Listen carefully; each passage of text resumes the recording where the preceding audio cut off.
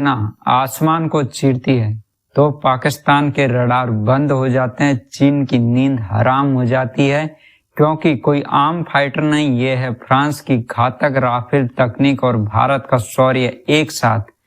क्योंकि इसमें भारत के पायलटों का जज्बा है, फ्रांस की तकनीक है, इस तरह से बनता है ये राफेल का शानदार कॉम्बिनेशन।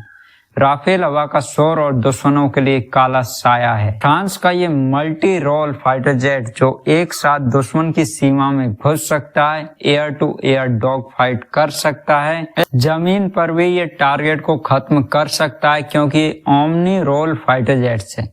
ये हर मिशन में माहिर है। 2016 में भारत ने 36 राफेल जेट का सौदा किया जो 60,000 करोड़ का है।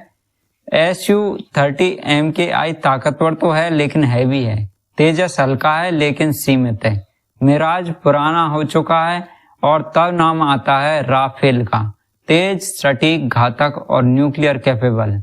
ये न्यूक्लियर बम भी कैरी कर सकता है। भारत ने राफेल नहीं खरीदा, भारत ने दुश्मनों के लिए कब्र का एक तरह से कहिए आप सामान खरीद लिया। इसमें लगी है दुनिया की सबसे अच्छी मेट्योर मिसाइल, जो कि इसमें लगी है दुनिया की खतरनाक BBR मिसाइल, जिसकी रेंज 150 से 200 किलोमीटर है, जो टारगेट को देखते ही खत्म कर देती है, चाहे वो भाग रहा हो या छिप रहा हो।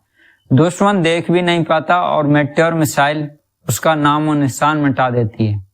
दूसरा है स्कैल्प क्रूज मिसाइल। जमीन पर छुपे हुए बंकरों को फोड़ने के लिए इस स्मार्ट मिसाइल का उपयोग किया जाता है।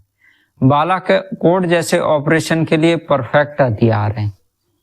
तीसरा आता है इसमें RV-E2 AESA रडार, जो 100 से ज्यादा टारगेट को एक साथ ट्रैक कर सकता है, जिससे कि चुपके से भी कोई टारगेट इस विमान के ऊपर हमला ना कर सके। EW सिस्टम दुश्मन की रडार को ब्लाइंड कर देता है। राफेल जहां भी जाता है वहां पे दुश्मनों की आंख बंद हो जाती है। चौथी बात आती है इसमें EW सिस्टम, जो दुश्मन की रडार को एक तरह से आप कहिए मतलब अंधा कर देता है। भारत के पायलट मिराज और Su-30 MKI तो उड़ा चुके हैं, लेकिन राफेल के आने से उनकी क्षमता बढ़ी है। स्मार्ट डिजिटल ग्लास लगा है, हेलमेट माउंटेड डिस्प्ले है, जिससे आप बाहर की चीजों को आसानी से देख सकते हैं, और इसमें है फ्रांस की टेक्नोलॉजी, भारत की स्किल और भारत में बनाए जा रहे स्पेयर पार्ट और DRDO की कस्टम इंटीग्रेशन। जब भारत का साहस और फ्रांस की तकनीक मिल जाए तो एक तरह से आप कहिए कि राफेल को ये और भी ज्यादा ताकतवर बना देती है, साधारण राफेल नहीं रह जाता। और भारत के लिए अंबाला एयरवेज पर पश्चिमी सीमा के लिए, जो पाकिस्तान के नजदीक पड़ती है, वहां पर इसकी तैनाती है।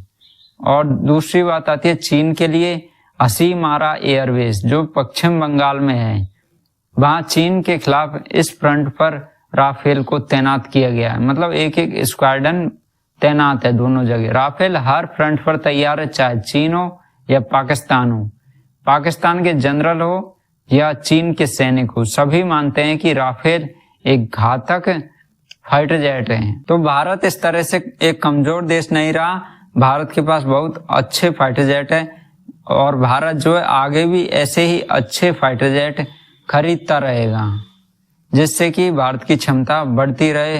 और सुना है ये 4.5th जनरेशन का फाइटर जेट है, भारत 5th जनरेशन का और 6th जनरेशन का फाइटर जेट भी खरीदेगा, जिससे भारत की क्षमता बढ़ जाएगी।